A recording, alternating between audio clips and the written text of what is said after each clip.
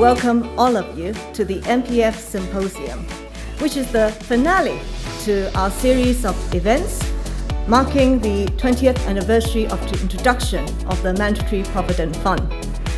There is a growing appetite for financial innovation, and our role is to make it happen. The construction of the eMPF platform will create a new MPF ecosystem based on the application of digital technology. I'm convinced that sustainable investing will become the new normal in the financial industry. MPF trustees need to be acting right now to evaluate financial risks and opportunities so that their schemes are capable of providing sustainable returns for scheme members in their retirement. With the collective efforts from us at the government, MPFA and the industry, we have commenced the journey of developing eMPF, an electronic platform that will centralize administration work across trustees with a view to bringing cost saving and enhanced efficiency to the system.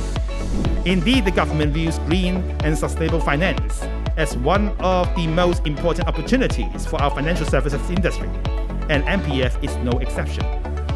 By nature, MPF is for long-term investment, and it would be an ideal source of capital with patience that can enable green transformation.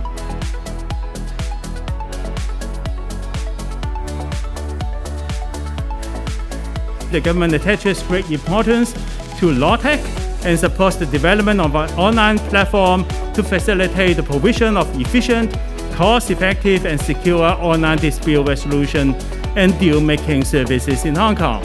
And last but not least, the MPFA is also working full steam on the eMPF platform. What we hope to do is for the HKMA to create an infrastructure, what we call the commercial data interchange, to connect up different data providers. So therefore the data provider is quite easy in the sense that they hook up to one platform through one connection, and then they can share the data to multiple users as well. It is a public utility, so it's not going to be owned by commercial organizations.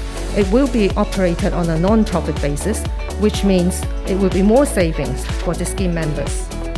And secondly, at the moment in the industry, there are 13 trustees and 12 scheme administration platforms. The eMPF platform will be a single common electronic platform that will be used by all scheme members and employers. I think Hong Kong's people and Hong Kong are pretty much ready to embrace the digital era. We are also mindful that some of the leading groups, especially the old people, the people with a disability, will require more assistance. The main impediment is really talent, it's people. Creating more talent, working with the university is something that we and the government are actually working very closely. Over 95% of the employers are SMEs, small and medium-sized enterprises. And they may not have the amount of resources or expertise like the larger corporations, and it will be difficult for them to adjust initially. That's why we have all the engagement plans that we will actually go out to them very soon.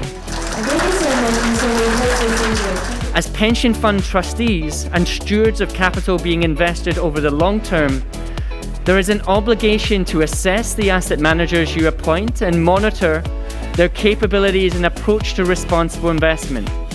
We have issued some amendments to our Fund Manager Code of Conduct, which is the FMCC, and a circular setting out our expected standards for fund managers to take climate-related risk into consideration during their investment and risk management process, and to make appropriate disclosures. Our guiding principles lay down a high-level framework that serve to assist MPF trustees to integrate ESG factors into the investment and risk management processes of MPF funds, to make relevant disclosure to the MPF scheme members. Digital transformation is no longer an option, but a must. And it is our joint responsibility to make sure that we fully embrace digital transformation and technologies and the opportunities they offer.